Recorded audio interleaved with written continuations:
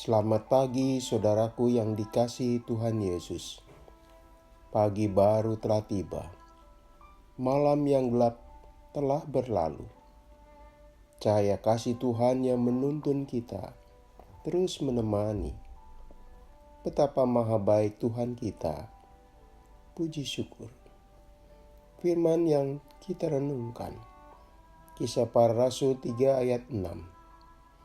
Tetapi Petrus berkata, "Emas dan perak tidak ada padaku, tetapi apa yang kupunyai, kuberikan kepadamu.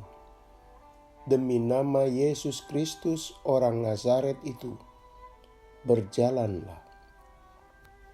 Saudaraku, kita tahu ada orang yang disebut pengemis, orang yang demi mempertahankan hidupnya, lewat belas kasihan dan rasa peduli orang lain.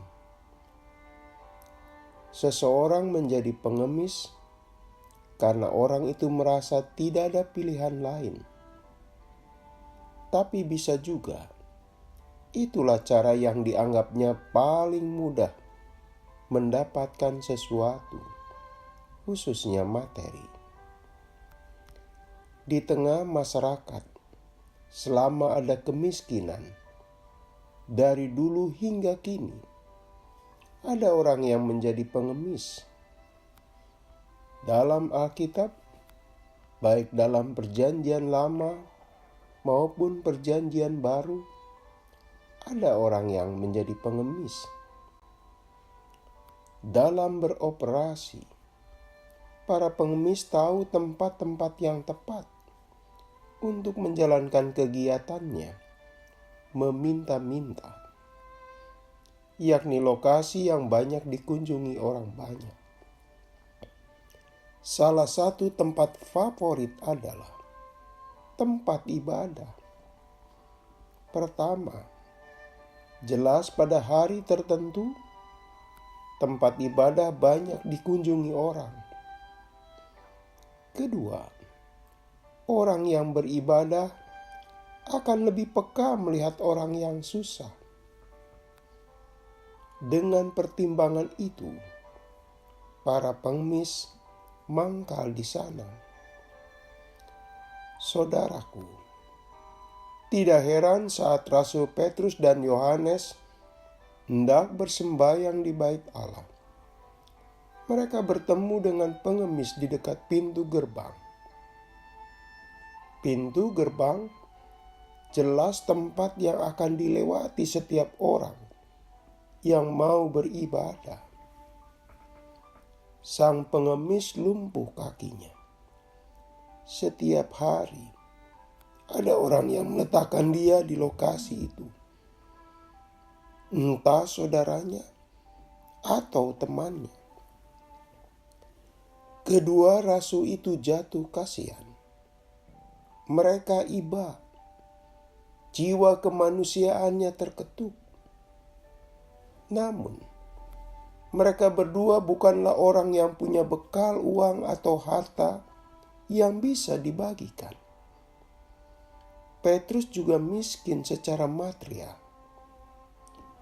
Meski begitu, bukan berarti tidak ada yang mereka lakukan.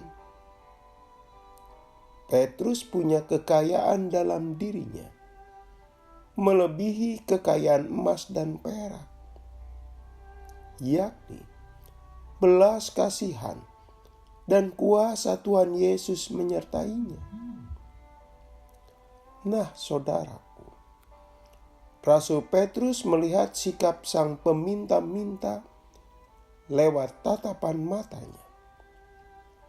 Lewat mata, Rasul Paulus tahu orang itu sungguh-sungguh berharap sekali mendapatkan belas kasihannya. Sekaligus, matanya memantulkan sikap percayanya. Karena itu, sang peminta-minta patuh ketika diminta berdiri. Ia menyimak dengan percaya ucapan Rasul Petrus. "Emas dan perak tidak ada padaku, tetapi apa yang kupunyai, kuberikan kepadamu.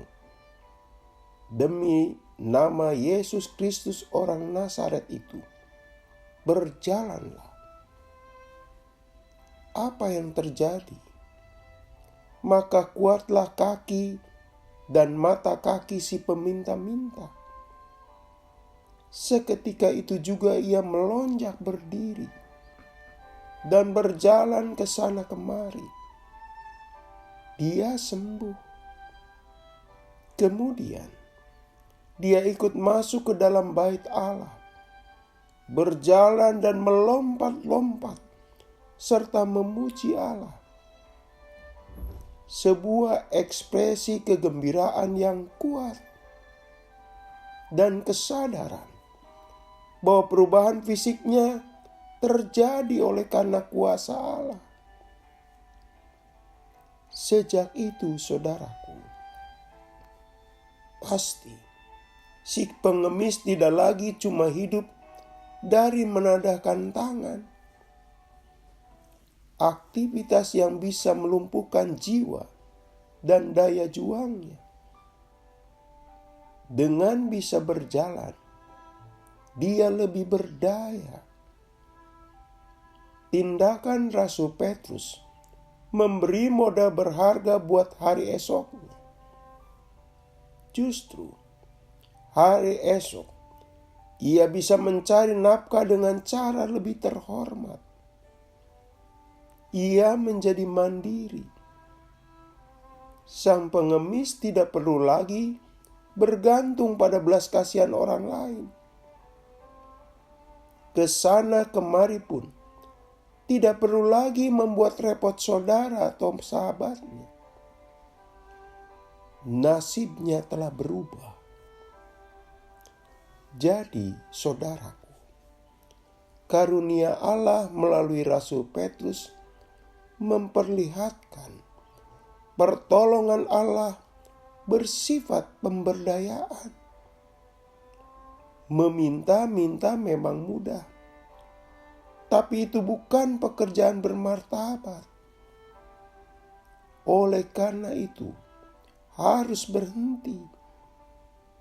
Dengan bisa berdiri, si pengemis kini tidak perlu lagi mengemis.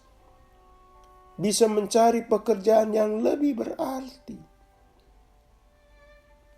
Saudaraku, di sekeliling kita masih banyak orang yang membutuhkan pemberian.